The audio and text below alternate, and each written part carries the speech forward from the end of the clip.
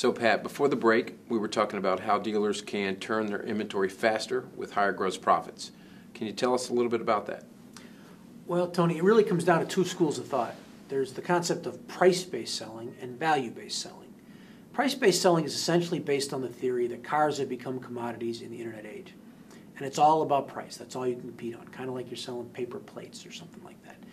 And so dealers who subscribe to that are having a tough time in a lot of ways. Their volumes aren't bad, their turns are good, but their profit per vehicle is dropping materially, far more than the average dealer. Essentially what they've signed up for is a race to the bottom. Well, you can't run a business that way. Now, it's important to remember how consumers buy cars. For one, it is either the number one or number two most valuable purchase any consumer makes. It's only number two if you own your own home. And so you have to ask the question, all right, what are they looking to get out of that transaction, of that experience? And interestingly, on the list and all the surveys, there's nothing about sticking it to the dealer or making sure the dealer doesn't make any money. Fact is, there are three things that come up consistently in surveys of what consumers are looking for in making this number one or number two biggest purchase in their lives. And the first one is, I want a car that meets my needs. The second one is, I want good value for my money. And the third is, they want a fair price. You deliver those three things and you make a profit, nobody's going to object. They're happy for you. They just want to be happy that those three needs are met. That's right. So, Pat, how do you avoid the race to the bottom? Well, it's a great question, Tony. We talked in the last segment about understanding high margin and low margin products, and it starts there. You got to stock them, you got to know what they are, and you have to price and manage them accordingly. That's where it all starts. But there's more than that that you can do, especially as you get into the process of both the ad, which we talked about earlier, and now in the sales process. And in the sales process, like there's price-based selling as one school of thought, and we've talked about some of the challenges with that and problems dealers are facing.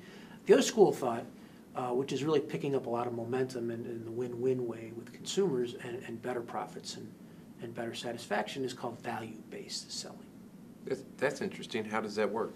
Well, value-based selling is something everyone can relate to. And the reason they can relate to it is it starts with the internet, an experience we can all understand. And we know that that consumer is spending 6.5 hours online before they buy a car. 6.5 hours. We know what kind of sites they go to.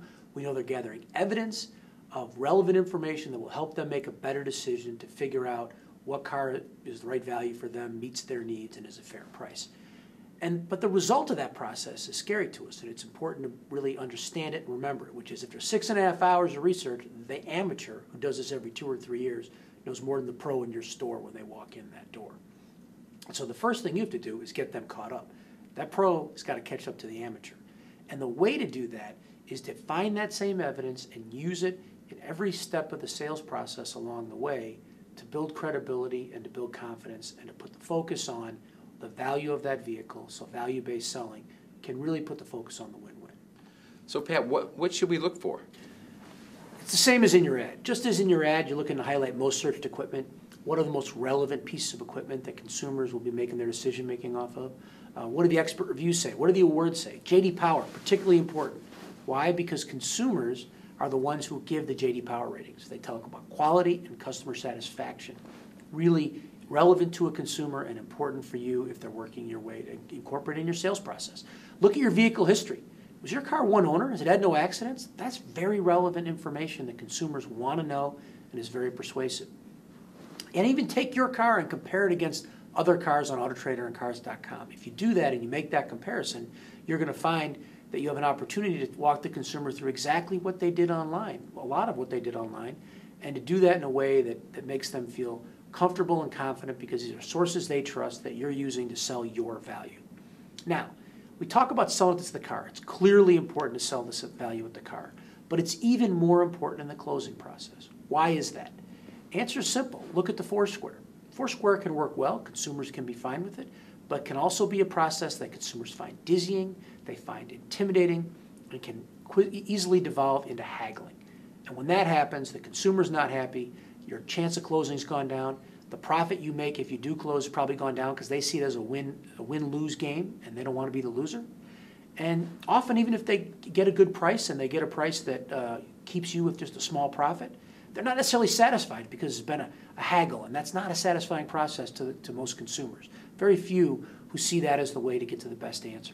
That's why the internet has been so empowering for consumers and why you need to use that to bolster your credibility and to sell that value.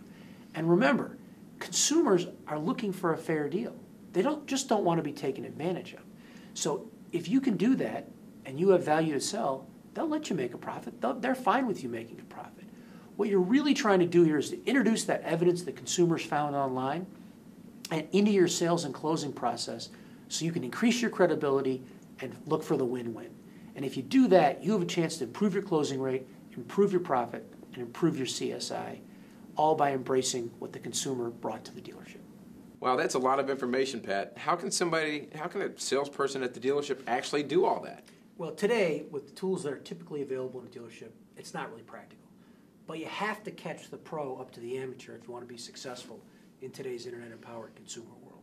And so we've built some products. I know we're not supposed to be talking about it you here, have, right? but we've built some products that can do that and make it quick and easy and powerful, and that's another conversation, I know. All right, but after the break, I want you to talk about how to sell price in value-based selling.